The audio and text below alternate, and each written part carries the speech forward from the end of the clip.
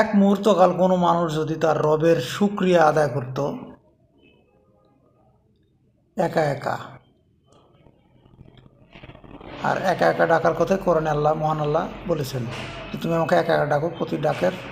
উত্তর তুমি পাবে, উত্তর সে দিবে, সাড়া দিবে। তো এক মুহূর্তকাল কোনো মানুষ যদি একা একা রবের শুকরিয়া আদায় করতো, ইবাদত করতো, বা তাকে স্মরণ করতো এক কথা, যে ইবাদত সবচাইতে উৎকৃষ্ট ইবাদত বলা হয়েছে, জিকির হচ্ছে সবচাইতে উৎকৃষ্ট ইবাদতের ভিতরে একটা, যদি করতো তাহলে মানুষ সঙ্গে সঙ্গে সে আত্মদর্শন করত এবং নিজের ভিতরের আত্মসত্তাকে উপলব্ধি করত এবং দেখতে পেত, যা এক সাধক, যতগুলো সাধক মনির সে হয়তো প্রত্যেকেই যারা এক যুগ সময় লাগে, কারো 36 বছর লাগছে,